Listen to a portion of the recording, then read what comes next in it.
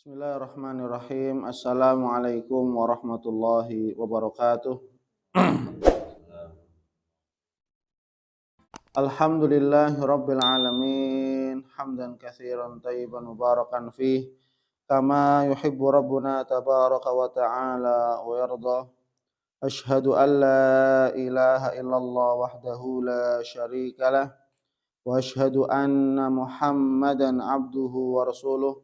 Allahumma salli wa sallim wa zid wa barik ala nabiyyina Muhammadin sallallahu alaihi wasallam wa ala alihi wa ashabihi wa man ihtada bihadihi wastanna bisunnatihi ila yaumiddin, amma ba'd.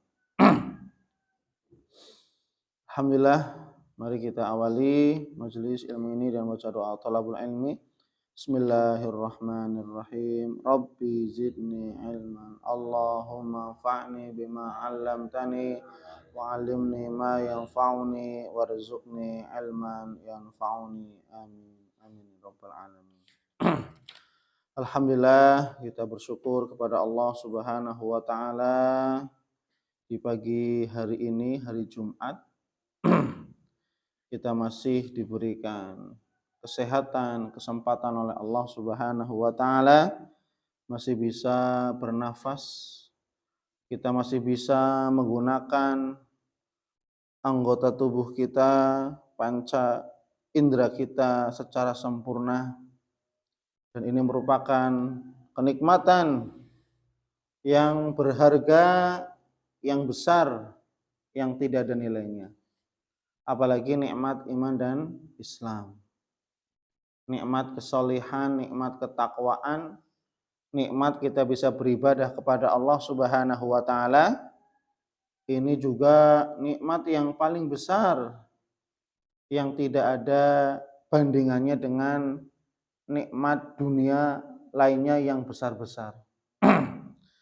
Maka kita harus bersyukur kepada Allah Subhanahu wa taala.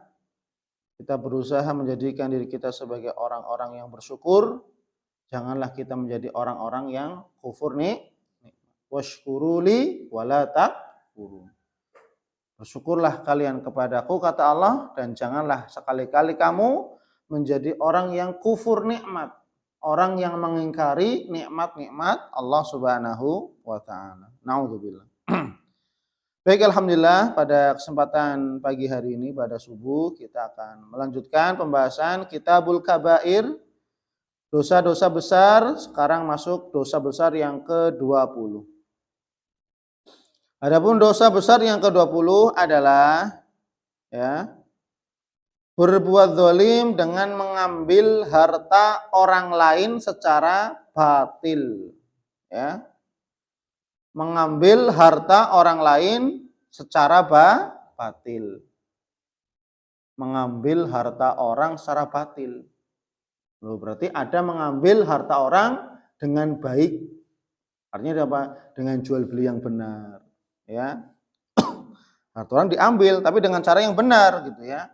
Tapi di sini mengambil harta orang lain secara batil. Batil berarti apa? Batil artinya mengambil harta orang lain dengan cara tidak sesuai dengan aturan Al-Quran dan Sunnah. Kalau jual beli ya jual beli, dan jual beli pun harus jual beli yang sesuai dengan aturan, kaidah dan seterusnya. Maka dosa besar yang ke-20 itu adalah berbuat zalim dengan mengambil harta orang lain secara zalim, secara batil, Secara batil berarti mengambil harta orang lain dengan cara-cara yang di luar aturan syariat, di luar aturan Al-Qur'an dan Sunnah. Contohnya seperti mencuri, merampok, menipu, kemudian mentang-mentang dia punya jabatan kedudukan, memanfaatkan jabatan kedudukannya untuk mengambil harta orang lain. Mentang-mentang dia jaksa, mentang-mentang dia hakim, mentang-mentang dia punya kenalan, segala macam. ya, dia menyewa ya orang yang hukum atau menyuap hakim untuk mengambil hak orang lain yang memang bukan haknya. Ini bisa jadi zaman sekarang, ya. Maka sebagaimana Allah Subhanahu wa taala berfirman di dalam Quran surat Al-Baqarah ayat 188, "Wala ta'kulu amwalakum bainakum bil batil wa tudlu biha ilal hukam." Al-ayat, ya. "Wala ta'kulu amwalakum bainakum bil batil." Nah ini. Dan janganlah sebagian kalian memakan harta sebagian yang lain dengan cara atau dengan jalan yang batil. Oh ini, ya. Jadi boleh kita mengambil memakan harta sebagian yang lain dengan cara yang dibenarkan, maka dibolehkan. Tapi di sini Allah membahasakannya wala taqulu amwalakum bainakum bil batil. Dan janganlah sebagian kalian memakan harta sebagian yang lainnya di antara kalian bainakum bil batil, dengan cara kebatilan. Batil berarti dengan cara kesalahan. Ya, dengan cara yang tidak sesuai dengan aturan syariat, tidak sesuai dengan aturan Al-Qur'an dan Sunnah. Wa tudlu biha ilal hukam, dan janganlah kamu membawa urusan ini, urusan harta, kepada hakim. Maksudnya apa? Ada orang yang dia memang jelas-jelas salah. Bahwasanya mungkin harta itu milik orang lain, tanah itu milik orang lain, atau segala apa saja rumah itu milik orang lain dan seterusnya. Tapi karena orang ini punya kenalan hakim, gitu ya, orang ini punya kenalan sehingga apa? Disuaplah hakim ini. Untuk apa? Memenangkan perkaranya. Padahal ini orang yang salah, ini orang yang tidak jujur, ini berniat mengambil hak orang tersebut. Karena disuapnya inilah, ya, maka hakim ini ikut andil dalam mengambil harta orang lain secara batil, ya. Dan ini banyak, ya, banyak di antara manusia sekarang, ya. Mereka saling, ya, memakan harta orang lain dengan cara batil. Kemudian Allah Subhanahu wa taala berfirman dalam surat Asy-Syura ayat 42, "Innamas sabilu 'alal ladzina yadhlimuna an-nas wa yabghuna fil ardi bighairil haqq ulaika lahum 'adzabun alim." Sesungguhnya dosa itu dipikul oleh orang-orang yang berbuat zalim kepada manusia dan yang melampaui batas di muka bumi tanpa hak. Ya. Artinya orang-orang yang mereka mengambil hak orang lain, mereka sudah melampaui batas. Orang bukan haknya diambil-ambil. Ya. Orang bukan tanahnya diambil-ambil. Orang bukan kedudukan jabatannya kok diambil-ambil. Berusaha menggeser orang, menjatuhkan orang lain, ya kan? Menghinakan orang lain. Berusaha mengambil harta orang lain, ya. Entah itu uang, emas, tanah, dan apa saja yang terkait urusan harta duniawi, kemudian diambil secara zalim, secara batil, ulaika lahum adzabun azim, maka mereka itu akan mendapat azab yang sangat pedih. Akan mendapat azab yang sangat pedih. Ya jelas orang bukan miliknya kok diambil-ambil. Berarti kan apa? Termasuk apa? Wa yabghuna fil ardi, termasuk orang-orang yang melampaui batas. Kita sudah punya hartanya ini. Orang bukan miliknya kok diambil-ambil. Ya. Makanya tolong perhatikan. Ya, saya berpesan kepada para santri, muslimin muslimat dan semuanya, jangan pernah sekali-kali mengambil harta orang lain yang memang bukan hak kita. Ya. Kenapa? Karena Nabi kita Muhammad sallallahu alaihi wasallam mengatakan ayyulahmin nabata min suhtin fannaru aula biha. Siapa saja yang mengambil harta orang lain kemudian dimakan, ya, maka setiap daging yang tumbuh dari harta yang haram fannaru aula biha.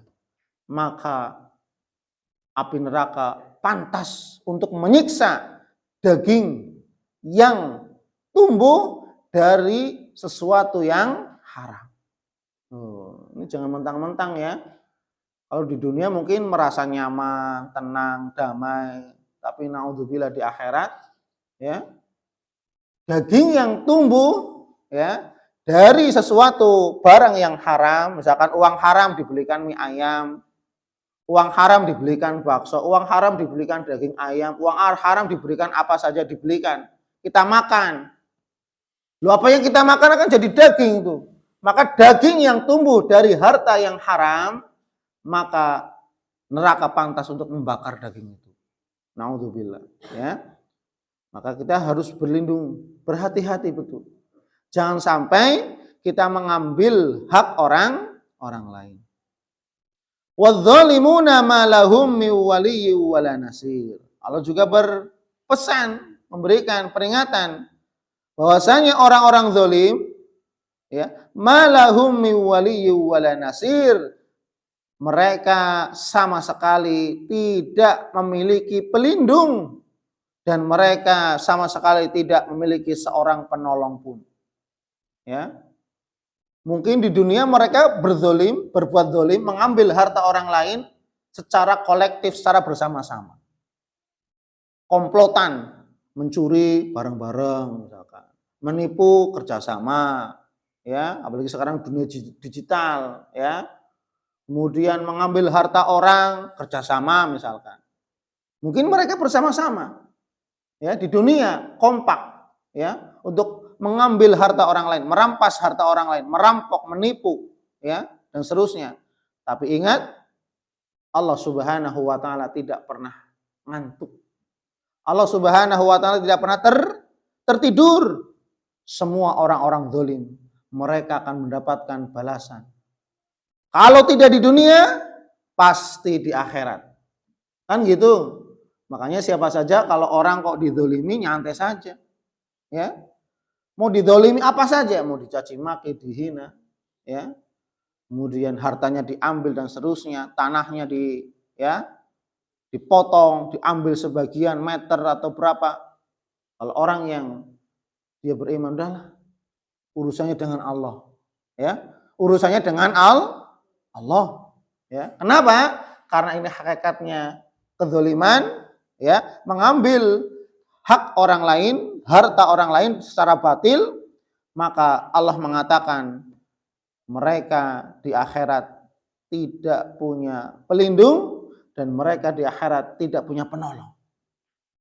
Padahal ketika di akhirat yang kita butuhkan adalah pertolongan dan perlindungan dari Allah Subhanahu wa taala. Anehnya, di akhirat besok bagi orang yang zalim mengambil hak orang lain secara batil, mereka tidak punya pelindung dan mereka tidak punya penolong. Maka bagi orang-orang yang beriman sewaktu di dunia, mereka ikhlas, ridho dengan ketetapan Allah, ya sudahlah, orang bukan hak saya, ya saya nggak mau ambil. Ya, maka apa? Orang-orang seperti inilah yang mendapatkan naungan, mendapatkan pertolongan, mendapatkan perlindungan dari Allah Subhanahu wa taala. Kenapa? Karena dia berjalan sesuai dengan aturan Allah. Itu bukan barang saya, itu bukan tanah saya, itu bukan hak saya nggak mau ambil. Ya, maka inilah orang-orang yang terjaga, orang-orang yang mendapatkan pertolongan dan perlindungan dari Allah Subhanahu wa taala kelak pada hari kiamat.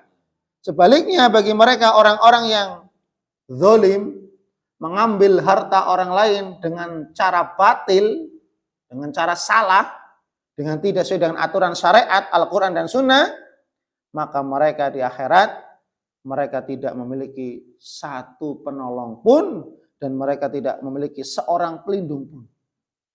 Ya. Padahal kehidupan akhirat, kita sangat-sangat membutuhkan perlindungan dan pertolongan dari Allah Subhanahu wa taala. Maka kalau seandainya tidak punya pelindung, tidak punya penolong, binasa sudah, hancur.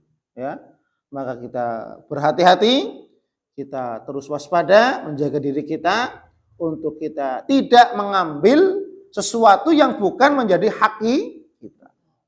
kita ambil hak kita saja, ya. Ataupun sudah bukan hak kita, sudah, ya. Dan kita mengambil hanya hak kita saja yang kita ambil. Selebihnya sudah kembalikan, ya.